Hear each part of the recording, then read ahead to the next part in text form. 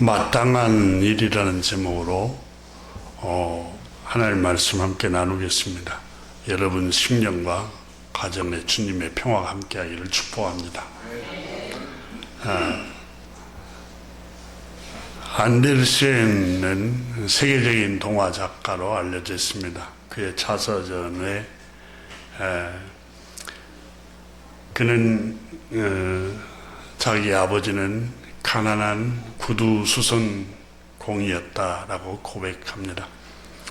어머니는 남의 집 빨래를 해주며 품삯을 받아서 생계를 이어갔고, 또 어머니는 재혼을 했던 분이었습니다.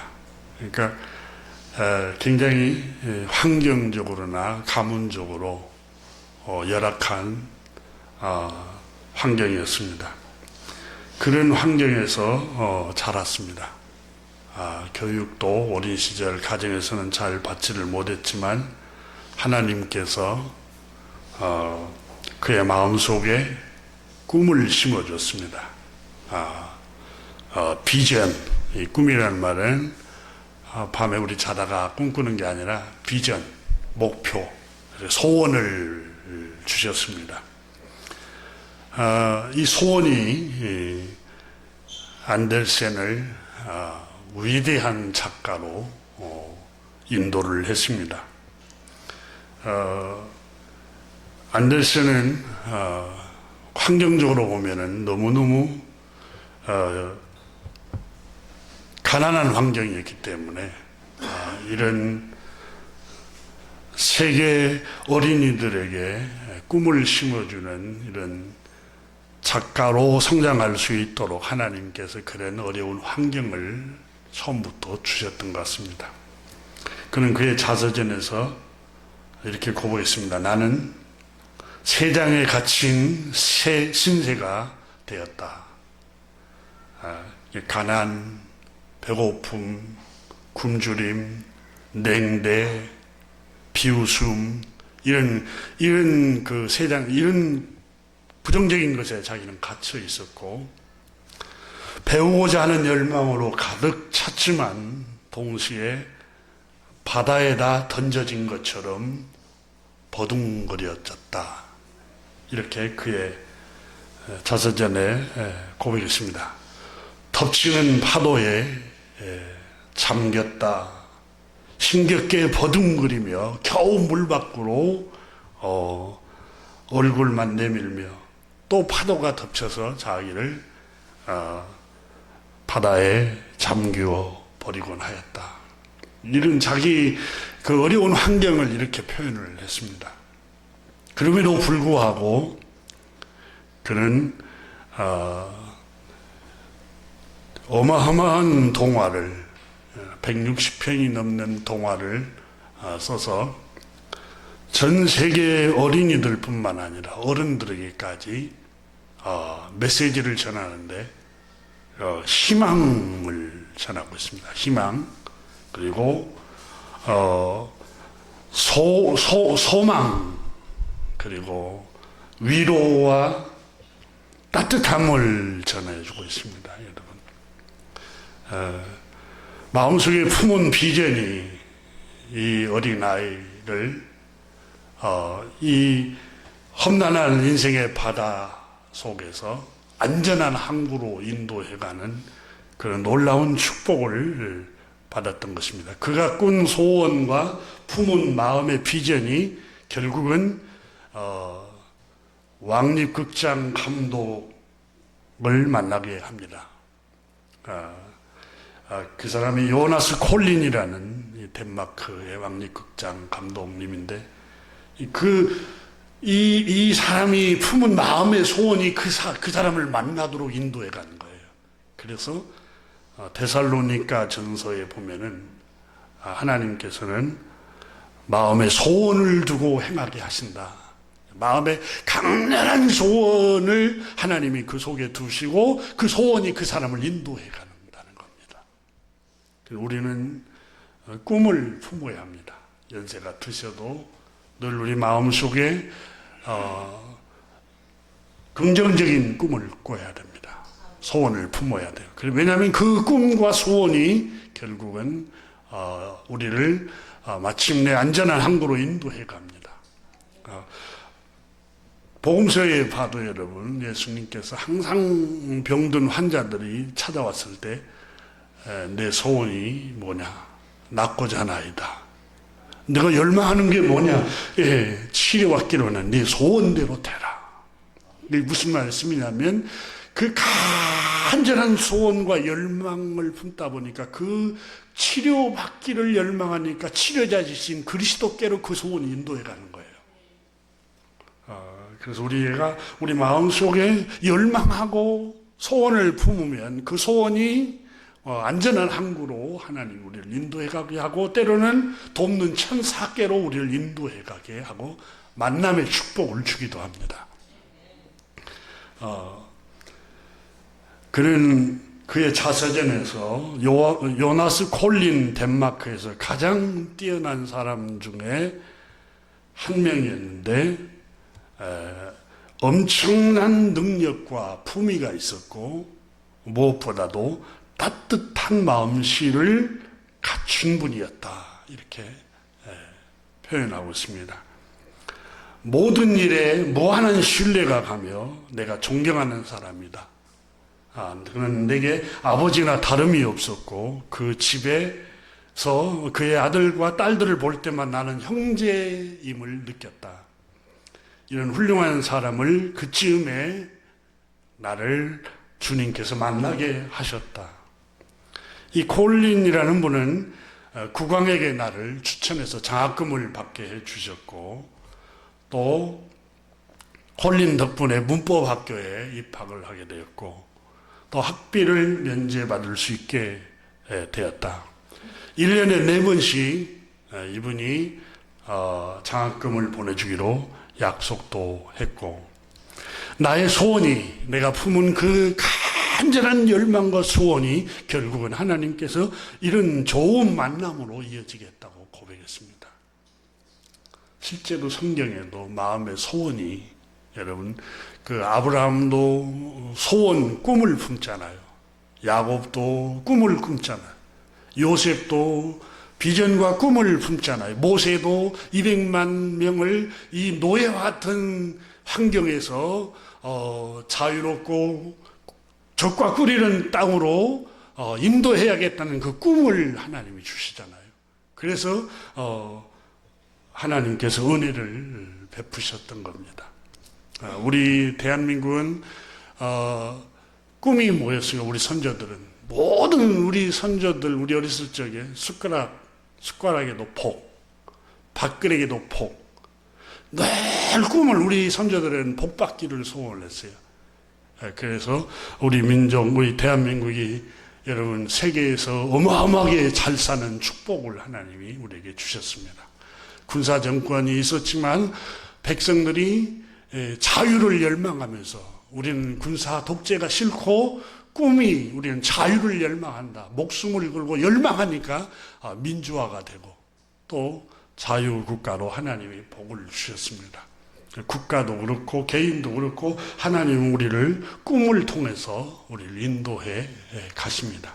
마음의 소원을 간절히 열망한 것, 이걸 성경에 이 소원을 가지고 기도를 하는 것, 이 열망을 통해서 하나님 우리를 선한 곳으로 인도해 가신다는 겁니다. 그는 고백했습니다. 이 콜린이라는 분은 굉장히 친절하고 따뜻하고 자상했던 분이었다. 필요한 게 있으면 어려워하지 말고 곧바로 나에게 편지를 보내서 어떻게 지내는지 나한테 늘 얘기를 하고 교제를 나누고 또 고민도 나에게 털어놓아라, 이렇게 권하는 그 말씀 한마디가 너무너무 마음을 따뜻하게 해주었고 자기를 이렇게 세워줄 수 있는 희망의 말이었다고 고백합니다. 어떤 아버지라도 자식에게 그렇듯 따뜻하고 자상한 배려를 이렇게까지는 하지 못할 만큼 자신에게 따뜻함을 전해주었다. 나는 이분을 만나고 희망을 갖게 되었고, 그래서 이분에게 나는 콜린과 함께 나에게 많은 사랑을 베풀고 긍휼을 베풀었던 사람들에게 보답할 수 있는 일이 뭘까 생각하면서 그는 자기와 같이 열악한 환경, 절망적인 환경에 있는 사람들에게 꿈을 심어줘야겠다. 이것이 내가 사랑받는 사람들에게 보답하는 길이라는 생각을 한 겁니다. 그는 힘들고 어려울 때마다 이 콜린 아버지와 같은 이분이 다음과 같은 자신에게 들려준 말씀을 마음에 늘 되새김질하고 생각했다고 고백합니다. 가난 속에서도 나중에 누릴 상상할 수 없이 커다란 행복을 생각하라 라고 늘 충고하셨던 콜린의 말씀이 내 마음의 되뇌이며 또 가난과 시련을 이길 수 있는 힘이 되어줬다고 차서전에 고백했습니다. 가난 속에서도 나중에 누릴 상상할 수 없이 큰 행복을 생각하라는 겁니다. 이게 여러분 로마서 8장 18절의 말씀에 나오는 말씀인데, 저도 힘들 때마다 젊은 시절에, 청년 시절에 늘 마음에 읊조리고 생각하고 되새김질하고 그걸 계속해서 생각하면서 의지했던 말씀이었습니다. 생각하건대 깊이 생각을 한번 해볼 건데, 현재의 고난은 장차 우리에게 나타날 영광과는 좋게 비교할 수 없도다. 현재의 고난, 현재의 가난, 현재의 궁핍, 현재 내가 겪고 있는 시련은 장차 나타날 행복과는, 평안과는 비교할 수 없도다. 이 말씀을 이 안델센도 되새기면서 이걸 이 거대한 바다와 같은 인생의 험난한 항로에서 이 말씀을 붙들었던 겁니다. 마치 안델슨은 아버지의 따뜻함이 듬뿍 담겨진 그분의 말씀이 나에게는 큰 위안을 주었다라고 고백했습니다. 하나는 교우 여러분, 이 따뜻함과 친절함, 관대함, 미소는 사람 마음을 훈훈하게 합니다. 그래서 여러분, 미소만 옆 사람에게 지어줘도 얼마나 큰 그 용기를 주는가 모릅니다. 그래서 훗날에 안델센은 그의 모든 작품에서 대부분 다 꿈을 심어주고 희망을 주고 또 따뜻함과 또 위안을 주고 소망을 주는 작품의 내용들이었습니다. 그래서 그것으로 자기가 받은 사랑을 보답을 했던 겁니다. 세상에는 마땅히 해야 할 일들이 있습니다. 자기가 받은 은혜를 보답해 주는 것 가운데 마땅히 해야 할 일이 몇 가지 있는데, 첫째는 창조주 하나님과 우리 주 예수 그리스도를 경외하는 건 마땅한 일입니다. 그는 지식의 기초라고 말씀을 하고 있습니다. 하나님을 경외할 때에 너의 영혼이 보호된다고 말씀합니다.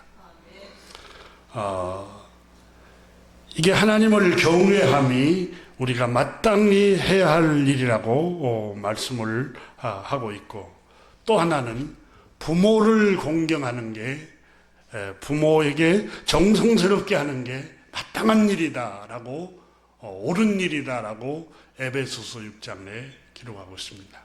또 세 번째로는 우리가 마땅히 해야 할 일 가운데 자녀들을 노엽게 하지 말라라고, 자녀를 노엽게 하지 않는 것이 마땅한 일이다.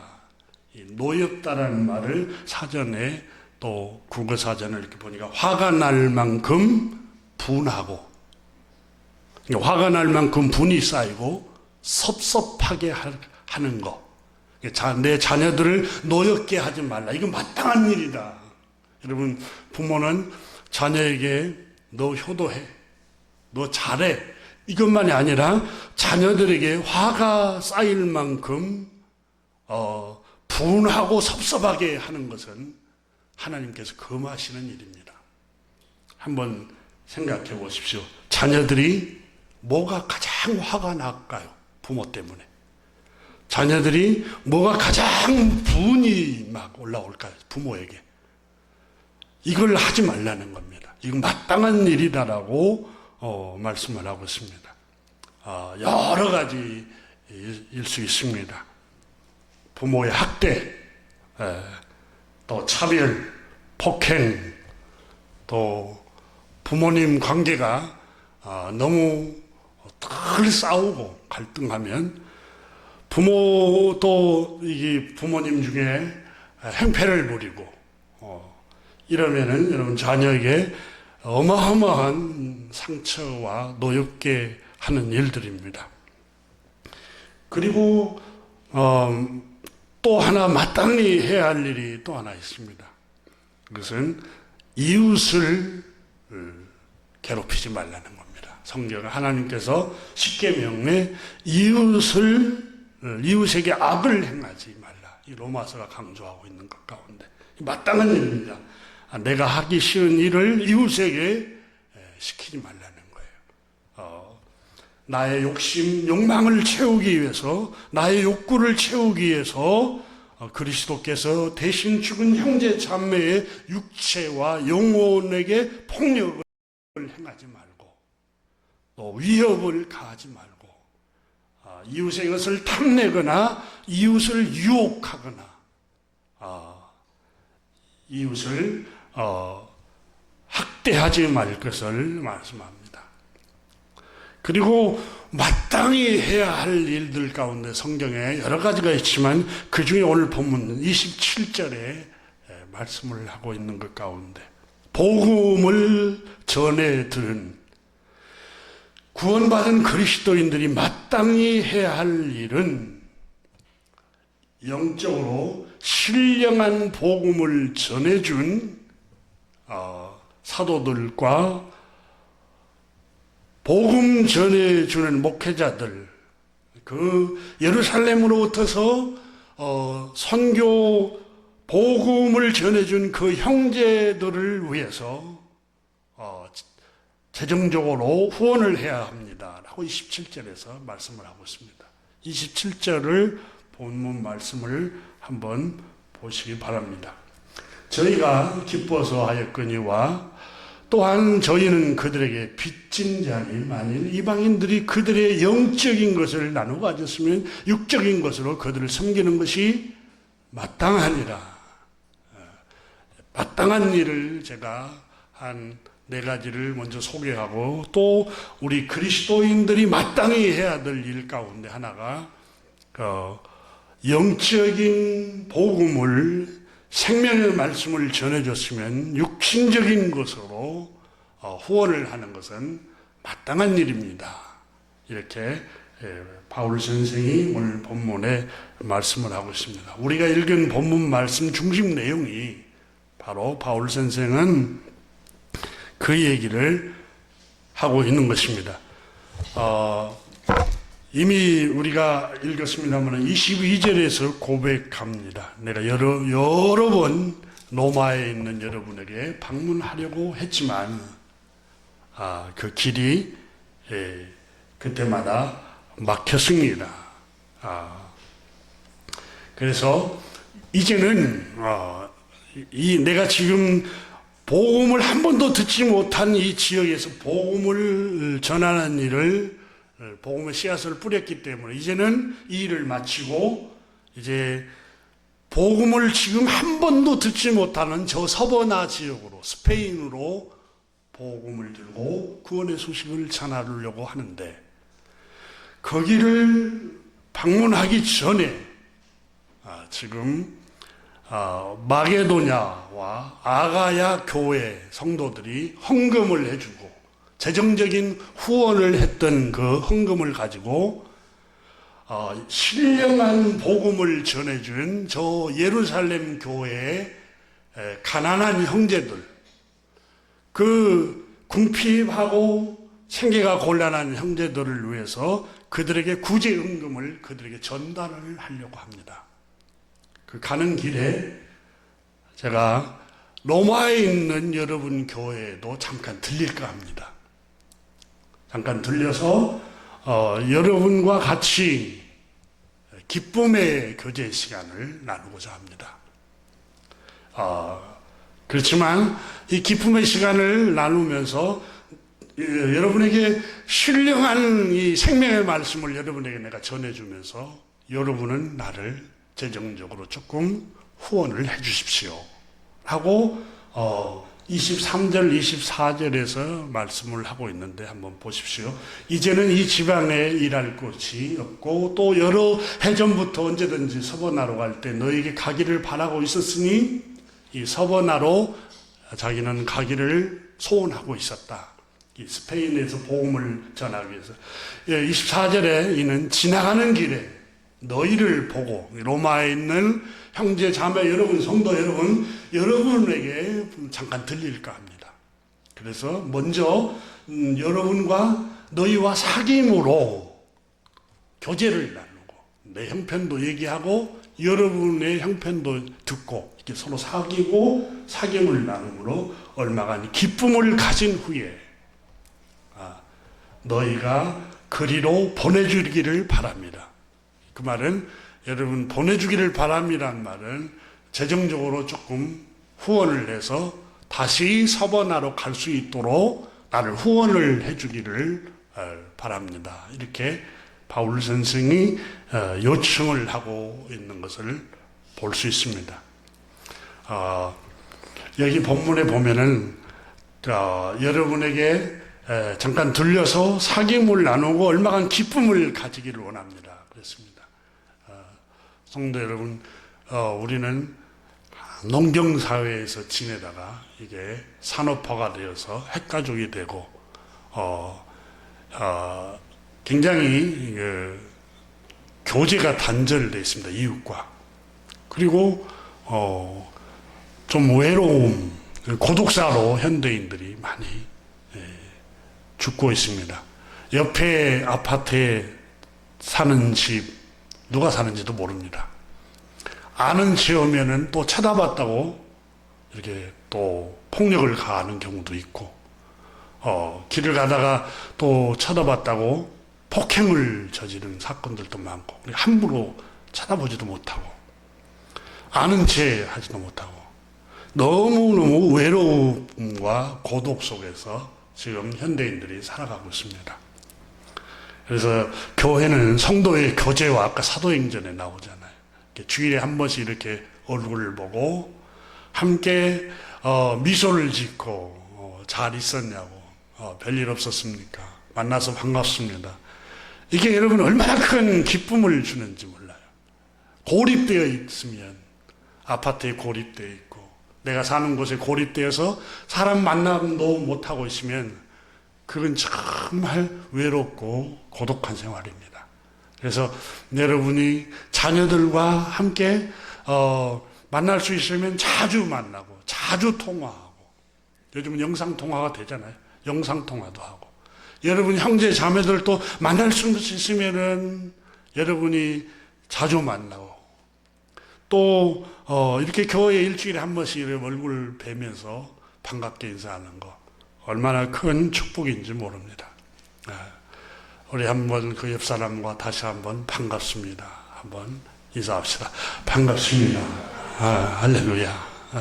미소를 서로 지으면 얼마나 마음에 위안을 주는지 몰라요. 위안을. 아무것도 아닌 것 같아도 큰 위안을 우리에게 줍니다. 예. 바울 선생은 오늘 본문에 제가 로마에 있는 형제 자매 여러분에게 잠깐 들러서 이런 교제를 나누고 기쁨을 나누기를 원합니다. 이렇게 고백을 하고 있습니다.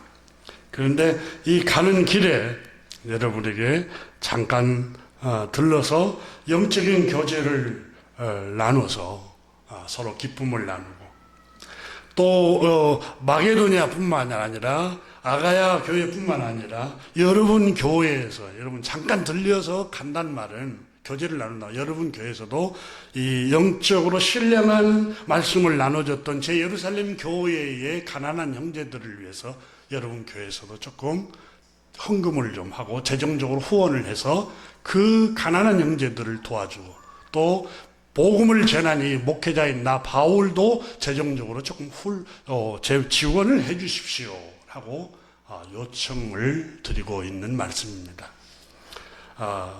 무슨 우리가 오늘 성경에 아주 중요한 선한 목회자와 같은 모습을 바울 선생에서 배우게 됩니다.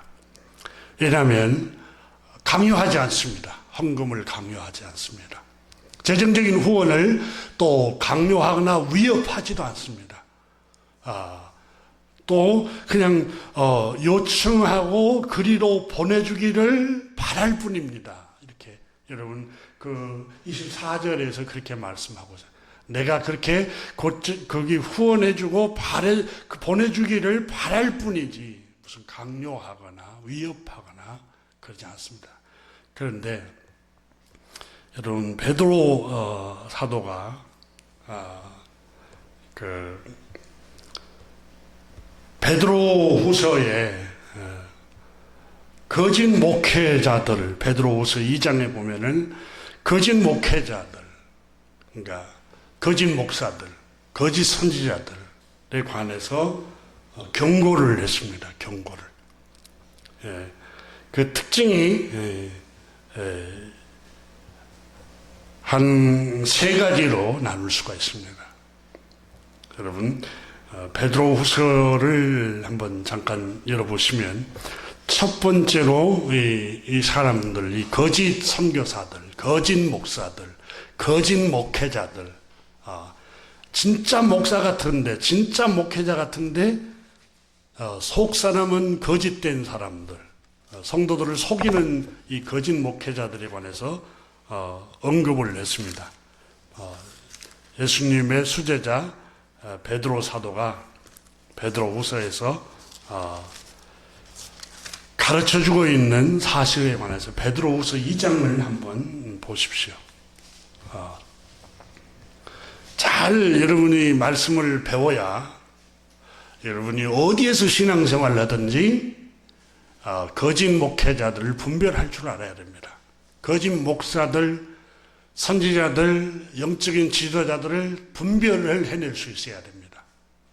그 화려한 말 때문에, 그 눈에 보이는 카리스마 때문에, 큰 교회를 한다는 것 때문에 맹종하고 여러분 속아서는 안 됩니다. 베드로후서 2장에 보면은 1절을 한번 여러분 보시면 그러나 백성 가운데 또한 거짓 선지자들이 일어났나니 여기 선지자라는 말은 거짓 목사들, 목회자들, 거짓 선지자들이 일어났느니 이와 같이 너희 중에도 거짓 선생들이 있으리라. 그들은 멸망하게 할 이단을 가만히 끌어들여 자기들을 사신 주인을 부인하고 임박한 멸망을 스스로 취하는 자들인데 여럿이 그들이 호색을 따르리니 이로 말미암아 진리의 도가 비방을 받을 것이요. 거짓 목사, 목회자들, 영적인 지도자들의 특성이 뭐냐? 호색을 추구한다는 겁니다. 여러분 우리가 기억해야 됩니다. 겉은 경건하게 아주 신령하고 경건한 사람처럼 일주일 금식하고 20일을 금식하고 또 신령한 영적 집회를 막 몇 시간씩 기도를 막 한다고 말을 하고, 그런데 실상은 여러분 거짓 지도자일 수 있고 거짓 선지자와 목회자일 수 있는데, 그가 추구하는 속사람의, 일반 성도들이 알지 못하는 속사람은 호색을 추구한다는 겁니다. 호색이란 여자나 남자나 육체적인 성적으로 음란을 추구하는 거, 이게 사전에 나와 있습니다. 그러니까 육체적으로 남자나 여성이나 성적으로 음란함을 추구하는 이 호색을 추구하는 자들이 있다는 겁니다. 금식을 얘기하고 철야 기도를 얘기하고 기도를 몇 시간씩 얘기를 하고 신령한 것을 얘기를 하고, 그런데 그의 속사람은 이걸 추구하는 사람들이 있다는 겁니다. 정말 무섭지요. 이렇게 겉모습은 양의 탈을 썼는데 속사람은 그렇지 않다는 겁니다. 둘째로 탐욕적이라는 겁니다. 교회에 성도들, 주님을 믿는 신자들을 천하보다 귀한 한 생명이라고 말을 합니다. 그래서 그러나 그 사람들의 속사람은 이익을 성도들을 수단으로 삼습니다. 그게 바로 3절에 보면 베드로후서 2장 3절에 그들이 탐심으로써 지어내는 말을 가지고 성경을 강해할 때도 자기 이익을 추구하고 헌금을 많이 하도록 유도하기 위해서 복을, 이렇게 하면 복을 받습니다. 그렇게 안 하면 여러분은 저주를 받습니다. 여러분 자녀들도 저주받고 여러분 생업도 저주받고, 이렇게 계속해서 성경 말씀을 인용해 가면서 사람을 위협을 합니다. 왜 그럴까요, 여러분? 하나님은 돈이 필요한 분이 아닙니다. 그분은 여러분 만물을 지으신 분이에요. 다. 돈은 사람이 필요한 거예요. 사람이. 그러니까 그걸 왜 그렇게 하겠어요, 여러분? 자기의 탐욕을 채우기 위해서 이익의 수단으로 보는 거예요. 교회도 이익의 수단으로 보고 성도들도 이익의 수단으로 봐서 계속해서 그 탐욕을 채우기 위해서 그들은 헌금을 강조하고,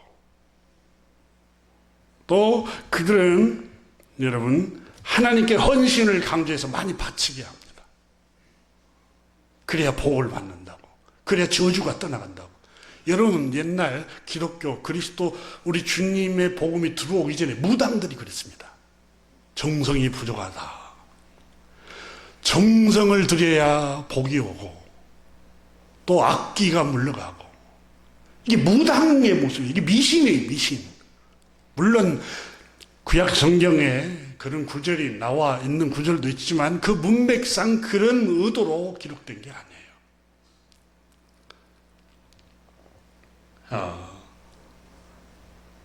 그래서 자신의 욕정과 이익을 도모하기 위해서 헌금을 끊임없이 쇠뇌를 시켜요. 종류도 여러 헌금을 만들어 놓고 계속해서 뭐 축복의 별미 헌금을 드리라, 뭐 해라. 여러분 우리는 속지 말아야 합니다. 성경은 우리에게 베드로 사도가 그랬어요. 그들은 탐심으로서 지어낸 말을 한다. 성경 말씀을, 이 성경이 왜 쓰여졌고 그때 당시의 배경이 뭐고 어떤 대상으로 했고 어떤 상황에서 이 말씀을 예수님이 하시고 바울 선생이 얘기했지, 그건 다 거두절미하고 다 없애버리고 자기가 헌금을 하도록 강요하고 많이 나오게 하기 위해서 성경 말씀을 막 가져다가 사람을 쇠뇌를 시키는 거예요.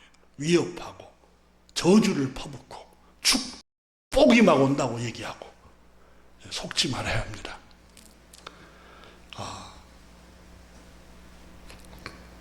그러면서 베드로 사도는 발람 선지자 예를 들고 있습니다. 그 베드로 후서 2장에 보면은 하나님께서 계속해서 바울 선생을 통해서 말씀을 하고 있죠. 이 발람 선지자, 이 선지자가 이 뭐 때문에 여러분 하나님께서 원치 않는 길을 갑니까?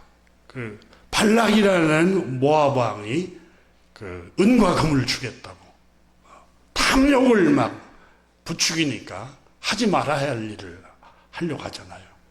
그러니까 이 탐심을 추구하는 목사는 여러분 하나님이 보내신 목회자라고 볼 수가 없어요.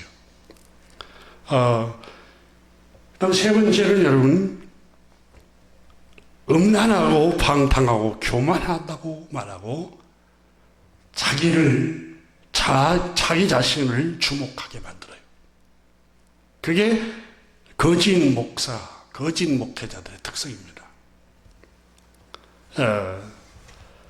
오늘 성경을 여러분 베드로후서를 보면은 하나님께서 사도 베드로를 통해서 계속해서 말씀합니다. 10절에 보면은 특별히 육체를 따라 더러운 정욕 가운데 행하며 더러운 정욕을 추구해요. 이 거짓 목사들, 거짓 목회자들. 겉으로는 너무너무 신령하고 거룩하고 경건하고 이렇게 보여도 여러분 유명세를 받고 사람들에게 주목을 받게 해도 그 다음에 보세요. 그들의 특성이 14절을 보면은 음심이 가득한 눈을 가지고 음란한 눈빛, 음란한 생각, 음란한 것을 그 속사람 그걸 가지고 굳세지 못한 영혼들을 유혹하며 14절 보세요. 유혹하고 어떻게 해요? 음란한 그 음심이 가득한 걸 가지고 굳세지 못한 영혼, 하나님 말씀을 깊이 알지 못한 영혼들을 거짓말로 교리적으로 계속해서 현혹을 시켜서 그리고 자신의 탐욕의 길로 이렇게 합니다. 이게 여러분 거짓 목회자들의 특성인데 그리고 늘 자기를 자랑해요.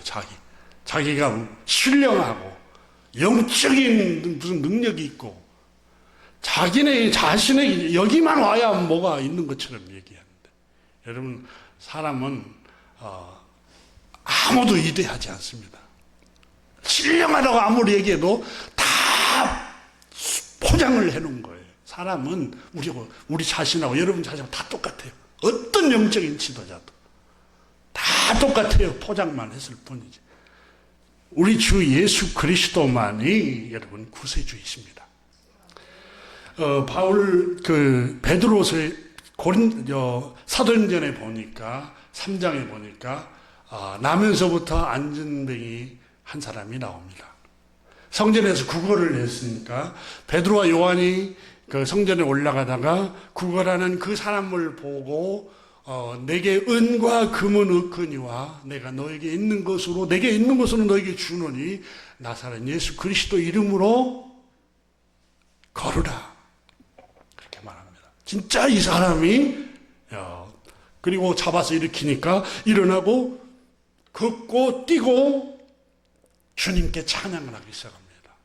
그래서 그 예루살렘에 있는 시민들이 깜짝 놀라서 이야 베드로 요한 정말 놀라운 위대한 능력을 가졌더라 소문이 막 납니다. 사람들이 베드로를 주목하고 베드로를 위대한 거 이렇게 보고 베드로를 숭상하려고 하니까 사도 베드로가 뭐라고 말합니까? 형제들아 어찌하여 너희가 나를 주목하느냐? 이 사람이 일어나고 걷고 뛰는 것은 우리의 경건과 우리의 기도 때문에 이 사람이 걷고 뛴 게 아니다. 너희 형제들이 너희들이 얼마 전에 십자가에 못 박으신 우리 주 예수 그리스도께서 그분이 부활하신 그분이 이 사람을 은혜를 부어주신 것이다. 어째서 너희가 나에게 주목하느냐? 우리는 그분의 심부름꾼에 불과하다. 이런 선한 목자의 특징은 그 사람에게 주목하게 하지 않아요. 오직 하나님께만 영광을 돌립니다. 심부름꾼에 불과해요. 우리가 잊지 말아야 될 게 여러분, 유명한 것에 현혹되지 말아야 돼요. 그래서 거짓 선지자들을 이렇게 조심하라고 바울 선생은 우리에게 말씀을 하고 있습니다. 베드로 사도가 우리에게 경고한 이 거짓 선지자에 대해서 잠깐 여러분에게 소개를 했는데, 그러면 어째서 주님은 우리에게 헌금을 우리에게 얘기했을까요? 헌금 얘기를 했을까요? 첫째, 헌금은 우리가 하나님께 드리는 헌금은 왜 해야 되느냐? 첫째는 신앙 고백의 감사의 표시입니다. 물론 구약 성경에는 뭐 저주가 임하겠다, 뭐가 임하겠다 이런 말씀도 있지만 신약 성경에 다시 율법을 해석했잖아요. 감사의 표시예요. 여러분, 감사해. 나병 환자 10명을 주님이 치료해 주셨잖아요. 한 사람만 살해하러 왔잖아요. 9명은 그 9은 어디 가고 너 혼자 왔느냐 주님이 물으셨잖아요.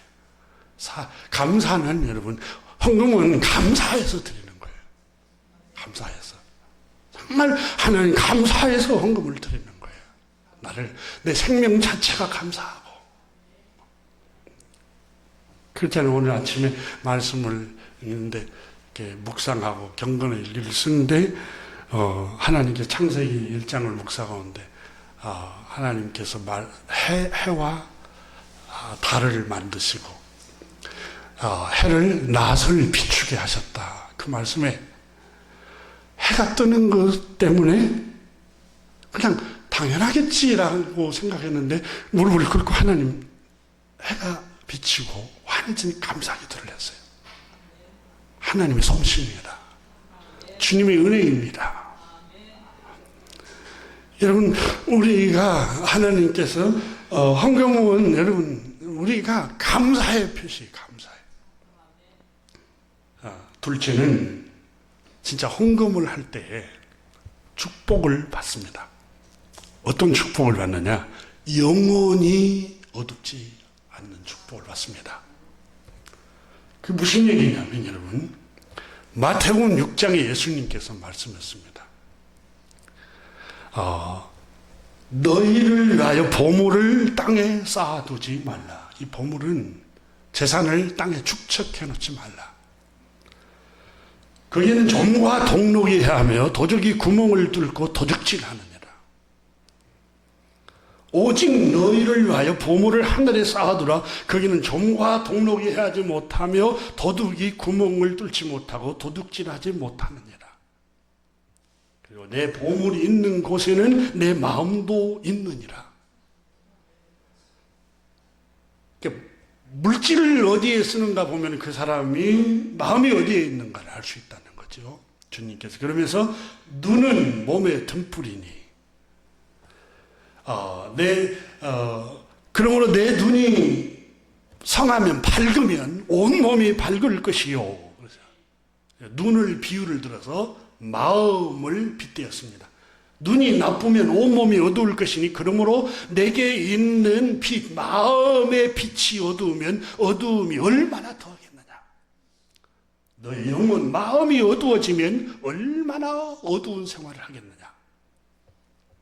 그래서 한 사람이 두 주인을 섬기지 못할 것이니 혹 이를 미워하고 저를 사랑하나 혹 이를 중히 여기고 저를 경히 여김이나 너희가 하나님과 재물을 겸하여 섬기지 못하느니라.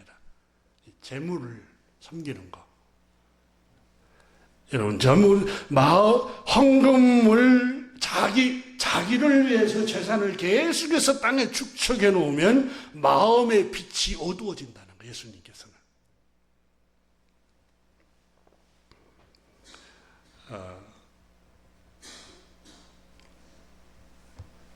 그리고 보물을 땅에 쌓아두지 말라. 점과 등록이 해야 하며. 여러분, 대부분 그 열악한 환경에서 위인들이 나오잖아요. 근데 풍요롭고 넉넉하고 기름진 환경에 있는 사람들 가운데 방탕한 사람들이 너무 많습니다. 수년 전에 언젠가 그 호주를 방문했을 때 거기에 유학생들이 그 기업을 하는 자녀들이 그때 한 20년 전이었죠. 기업을 하는 자녀들이 이렇게 유학을 오는데 거기 숙소에 집사님 한 분이 거의 목사님 방탕하고 타락해요. 그 부모는 모르고 있어요. 그 얘기를 했더라고요. 점이 설고 녹이 선다는 말은 자녀들이 점이 설어요. 자녀들이 녹이 설고. 절박함이 없어요. 절박함이.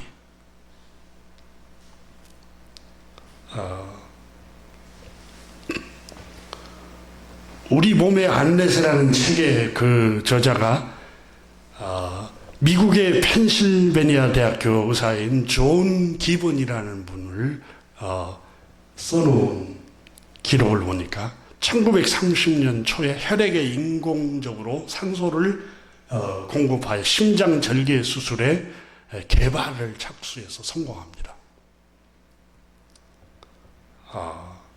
그래서 심장 절개 수술의 아버지라고 알려지고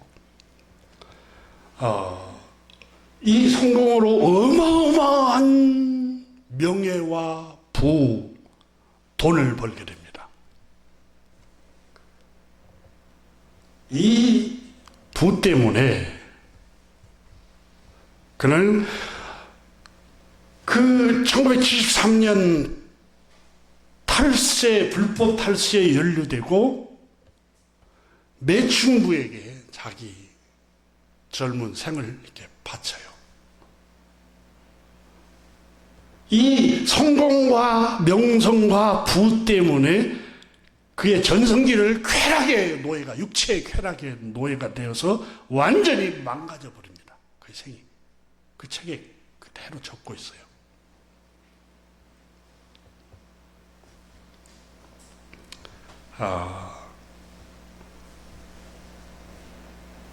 또 다리에 건강한 긴 정맥을 잘라서 심장 동맥 부 양쪽에 연결하여 피가 그 부위에 통해서 심장 동맥 두름길 수술을 고안한, 여러분 오하이오주에 있는 클리블랜드 병원의 느네 파발로라는 사람이 그 개발로 어마어마하게 성공을 했다고 그 책에 기록을 하는데, 그리고 어마어마한 그걸 개발하니까 부가 어마어마하게 부를 창출을 해냅니다. 이 사람은 탁월한 심장 수술의 능력을 보여서 두름길 수술을 창안을 해서 정말 어마어마한 부와 명성을 갖게 됩니다. 이 성공 때문에 그는 이 사람도 행락과 쾌락에 빠져서 아르헨티나 자기 고국으로 돌아가서 살아갈 때 경제 위기가 왔을 때 자살로 생을 마감했다, 이렇게 적었습니다. 그러니까 이분이 오히려 그걸 개발을 못하고 실패하고 부가 주어지지 않았더라면 그는 평범하게 행복을 누렸을 텐데.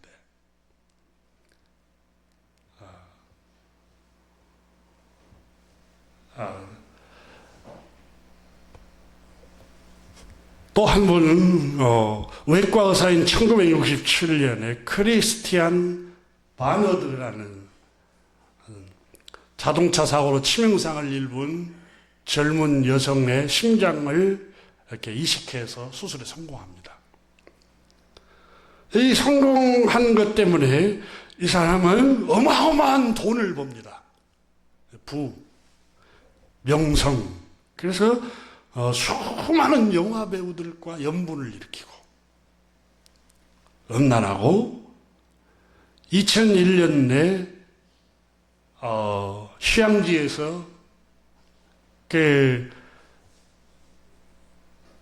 즐기다가 심근경색으로 갑자기 사망을 해버립니다. 그래서 이 책의 저자는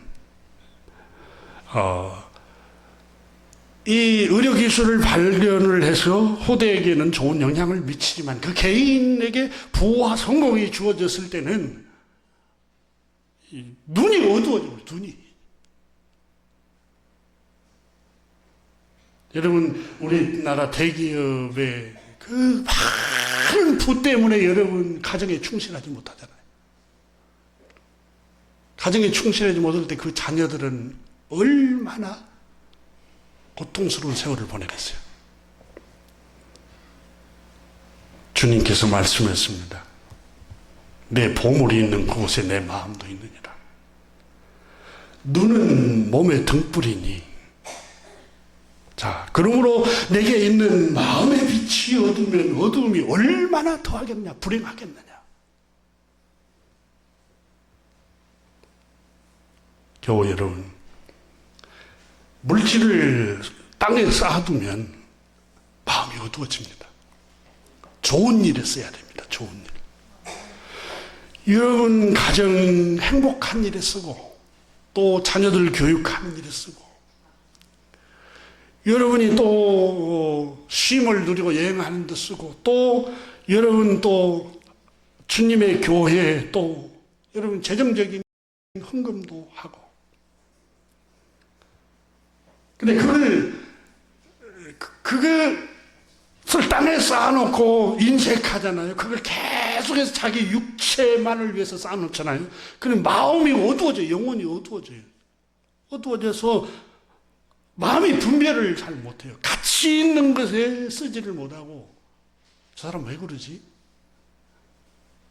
지난주에 한 친구 장로님을 한번 만났는데 자기 교회 장로님이 재산이 많은데 이 자기한테 아파트를 팔고 또 돈 벌 수 있는 아파트를 갈아타자죠. 그러냐고. 갚아. 그 장로, 제 친구 장로님, 그건 뭐하게 그렇게 인생이 얼마 안 남았는데, 그럼 갈아타갖고 돈을 번들, 나는 인생이 갈 때 됐는데. 그 은행 이자 갚을 걸 갖고 나 오늘부터 즐기면서 누리면서 살란다고. 그분은 비싼 집을 사놓고, 지어놓고, 이제 그걸 갚아가야 되니까 나이가 들었는데 그 장로님 그 와이프 된 분도 병원에 가서 허드렛 일을 하면서 그 이자 갚느라고 근데 인생이 다 늙어가고 있는 거 쓰도 못하고 그렇게 불행하게 눈이 어두워지고 왜 이렇게 산가 모르겠다고 저한테 그랬어요. 사랑하는 교우 여러분, 이 인생은 짧습니다. 지나갑니다. 한번 생각해 보세요. 너 인생이 남은 기간이 얼마냐고. 너무 그걸 쌓아놓다 보면은 인생이 지나버려요. 오늘 즐거워하고, 오늘 여러분 행복하게 살아가세요. 그리고 여유가 있으면 또 좋은 일에 후원도 하세요. 또 여러분이 좋은 일뿐만 아니라 이 바울 사도가 오늘 고백한 것처럼 영적인 생명의 말씀을 너에게 나눠줬으면 여러분이 육신적인 것이 있으면 그걸로 후원도 하고 헌금도 하고 그렇게 바울 선생이 내가 서번하러 가서 말씀을 다시 복음을 전해주려고 하는데 여러분이 나를 좀 후원을 좀 해주십시오. 교우 여러분, 교회에서 말씀을 전하는 목회자의 가장 기본적인 생활비를 지원하는 것은 마땅한 일입니다. 그건 어려움도 아니에요. 그 자랑할 것도 없어요. 그 마땅한 일이잖아요. 그 마땅한 일이에요. 저도 개인적으로 세례 요한이 군인들에게 정해진 것 외에는 탐하지 말라 그랬잖아요. 교회에서 정해진 것 외에는 저도 넘보지도 않을 뿐만 아니라 바라지도 않습니다. 겨우 여러분, 우리가 신령한 것을 우리가 나눠 가졌으면 육적인 것으로 공급하는 것. 오늘 성경에 육적인 것으로 그들을 섬기는 것은 마땅하니라. 이 마땅하다는 말을 사전에 찾아보니까 옳은 일이다. 그래서 옳은 일이다. 기도하겠습니다. 하나님 아버지 감사합니다. 오늘 아침에